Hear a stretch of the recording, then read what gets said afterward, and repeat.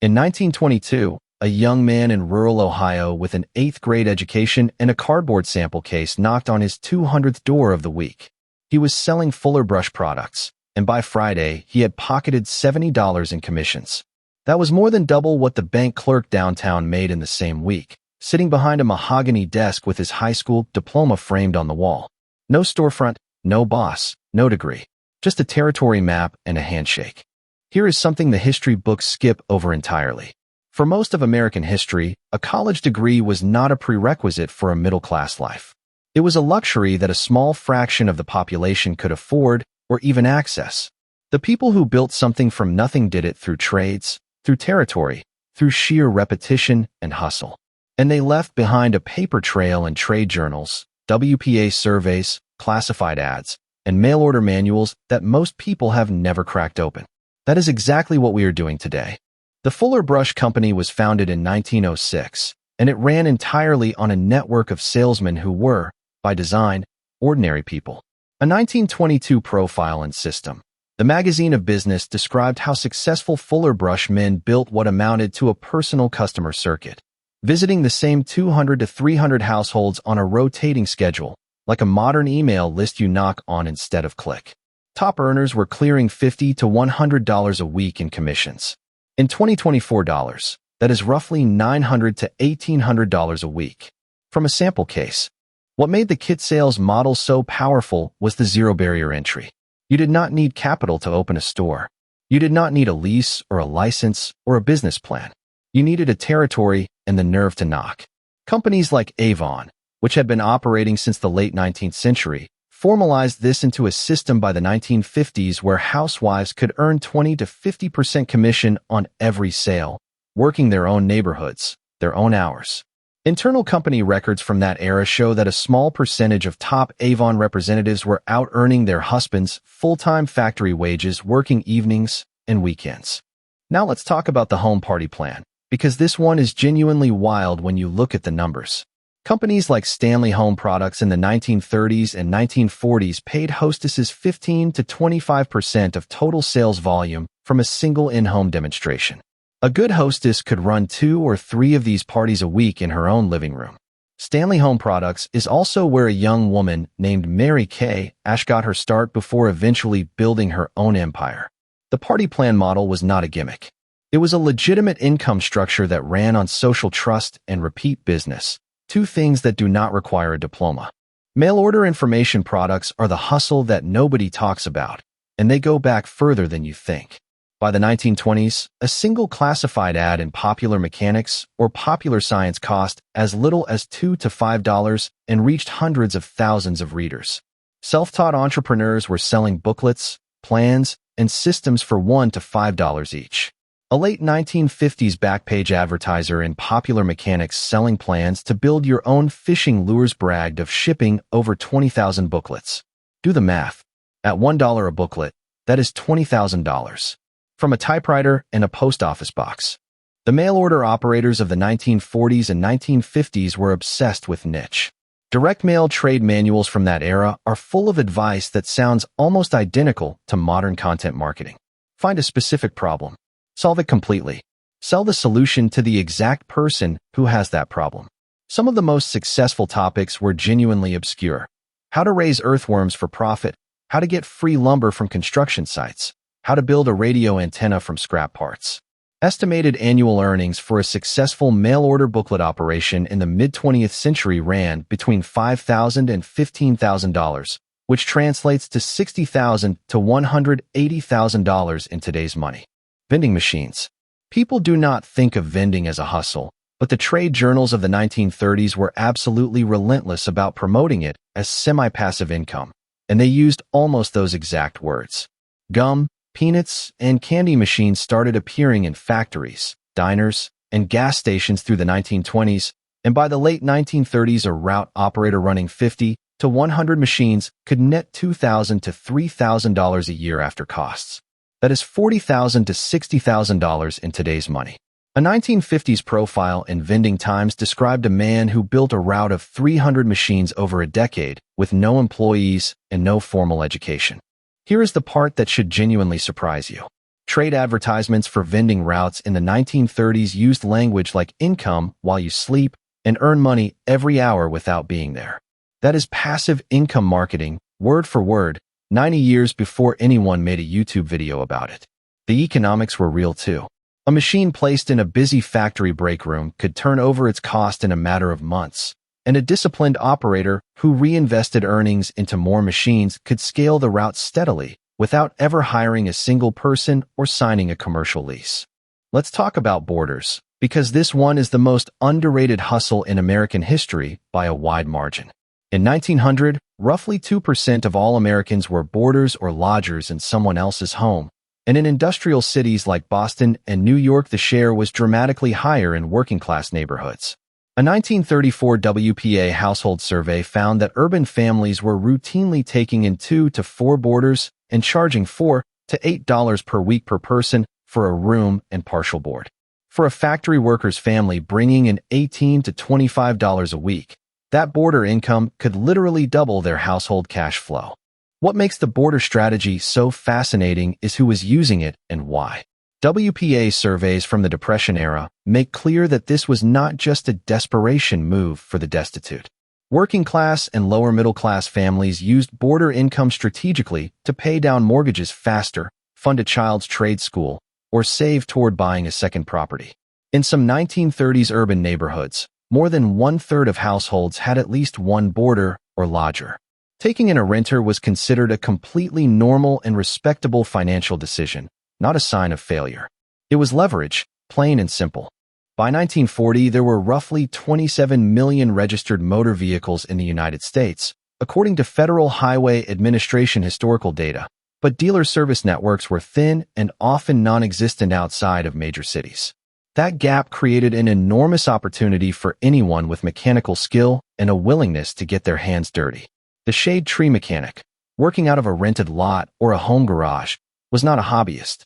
He was filling a genuine market void. Trade publications from the 1950s profile independent mechanics who cleared $5,000 to $7,000 a year on repairs and used car flips, trained entirely through apprenticeship and practice. The independent mechanic hustle worked for a very specific reason: flat rate pricing. A job that took an experienced mechanic 45 minutes was billed at the standard flat rate for that job, which might reflect 2 hours of labor. A fast, skilled independent operator could run 4 or 5 of those jobs in a single day and pocket the efficiency gains directly. No corporation took a cut. The BLS reported that in 1950 auto mechanics earned a median of about $1.60 per hour in formal employment. But independent operators working the same hours on cash jobs were clearing substantially more, and they answered to nobody. Sign painting is the forgotten trade that almost nobody talks about, and the earning potential was genuinely impressive. Before vinyl lettering and digital printing, every storefront window, every delivery truck, every show card, and every diner had to be painted by hand. Trade manuals and rate books from the 1920s through the 1940s show that a competent sign painter could charge $5 to $15 for a small window sign and $25 to $50 or more for larger storefront work, with materials costing only a fraction of that. A 1937 Popular Mechanics profile described a self-taught sign painter in a mid-sized city clearing $3,000 a year with no design degree and a kit of brushes he could carry in one hand. What made sign painting such a durable hustle was the combination of a high-skill floor and a low supply of people willing to learn it. Most business owners could not do it themselves. The skill took months of practice to develop, not years of schooling. And once you had it, you had something genuinely scarce. Rate books published by sign painting trade associations standardized pricing across the industry, which meant a self-taught painter could charge exactly what a formally trained one did. The market did not care about your credentials. It cared about whether the letters were straight and the paint did not run. After World War II, cheap cameras changed everything for the aspiring side hustler. The Argus C3, introduced in 1939 and sold heavily through the post-war years, put a capable camera in the hands of ordinary Americans for around $30. A 1958 article in Modern Photography laid out the math clearly. A weekend photographer could clear $25 to $50 from a single church event or school dance, and over $200 from a wedding once you factored in print sales. The key insight from that article was that people were not paying for the camera. They were paying for someone to show up, be reliable, and deliver prints they could hold in their hands. The school photography route was perhaps the most systematized version of this hustle. By the 1960s and 1970s, itinerant school photographers operating as independent contractors could cover multiple schools in a region and earn the equivalent of $30,000 to $60,000 a year in today's dollars, without a college degree and without a permanent studio. The model was almost identical to a vending route. You had a territory, you showed up on schedule, you delivered a consistent product, and the income compounded as you added more schools to your circuit. Trade publications from the 1960s treated it as a serious business opportunity, not a hobby.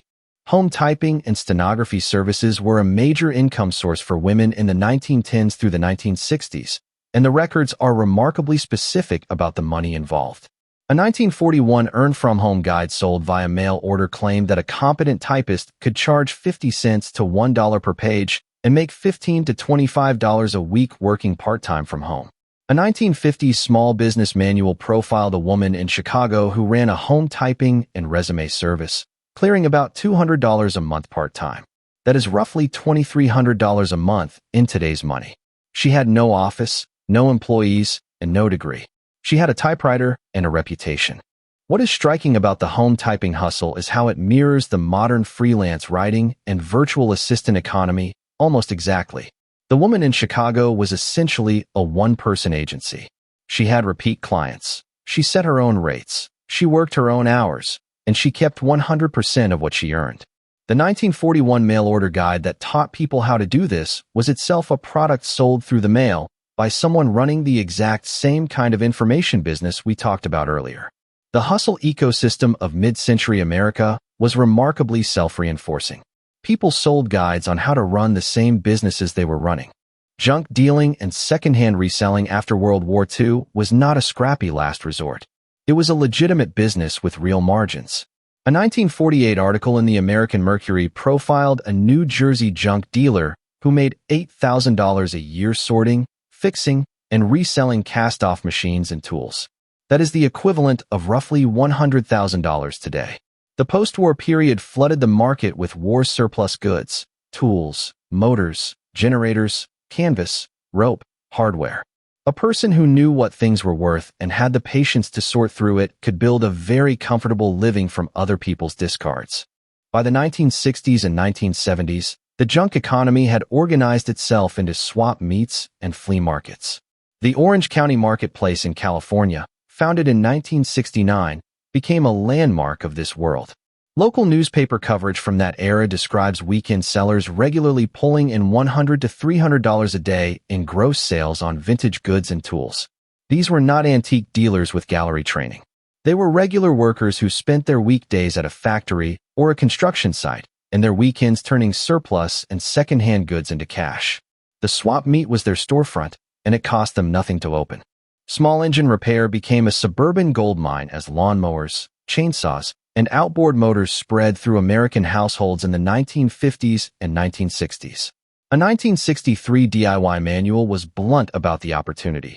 Common mower repairs taking under an hour could be billed at $4 to $7, and a home repairman working evenings and weekends could handle dozens of these jobs through the spring and summer rush.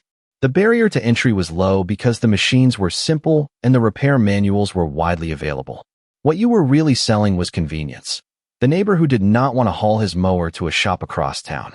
Appliance repair was the slightly more sophisticated cousin of small engine work, and by the 1970s it had become a serious income source for people trained through trade school or pure on-the-job experience. A 1977 BLS report shows median weekly earnings of about $230 for full-time appliance repair workers. But the real money, according to local newspaper classifieds from that era, was in the side work. Evenings and weekends, cash jobs, no overhead. A repairman who kept his day job and ran a classified ad in the local penny saver could double his effective hourly rate by working directly for homeowners instead of for a service company. There is a thread connecting every single one of these hustles, and it is worth naming directly. None of them required a credential. All of them required a skill, a territory, or a system. The Fuller Brush man had a territory. The vending operator had a route. The mail-order booklet seller had a system. The school photographer had a circuit. The sign painter had a skill so specific that almost nobody else in his town could replicate it. What these people understood, often without being able to articulate it, is that scarcity of a specific capability in a specific place is worth money. That principle has not changed at all. Let's address the misconception head-on, because I hear it constantly. People say nobody made real money without a degree in the mid-20th century. That is simply not supported by the documented record. In vending, auto repair, sign painting, and mail order, we have specific, sourced examples of individuals earning the equivalent of middle-class to upper-middle-class incomes with zero college education. The degree economy is a relatively recent phenomenon. For most of American history, the question was not what credential do you have, but what can you actually do and who needs it done right now. And here is the part that should make you sit up straight. Most of these strategies translate directly to today with almost no modification.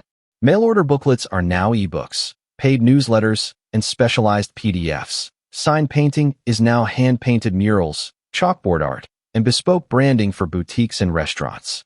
Borders are now long-term room rentals, mid-term furnished stays, and house hacking. Vending routes are now ATM routes, laundry machines, and niche vending setups for coffee and specialty snacks. The medium changed. The economics did not. The person who understands this has a significant advantage over the person waiting for the right algorithm. What I find most remarkable about all of this research is not the dollar figures, impressive as they are. It is the mindset. The people running these hustles in the 1920s and 1940s and 1960s were not waiting for permission. They were not waiting for a platform to exist, or an app to launch, or a course to validate their approach. They read a trade journal, they bought a sample kit, they knocked on a door, they placed a $2 classified ad, and they started. The sophistication came later, after the first dollar was earned. That sequence, starting before you feel ready, is the thing that has been buried under a century of credential culture. We are going to keep digging through these records. There are Depression-era side hustles, forgotten trade papers, and 1940s mail-order manuals that most people have never heard of, and they are full of strategies that are just as viable today as they were when someone typed them on a manual typewriter and sold them for $1 through a post office box. If you want to be here when we find the next one, subscribe and hit the bell. Leave a comment telling me which of these 10 hustles surprised you the most. I read every single one, and your answers genuinely shape what we cover next. See you in the next episode.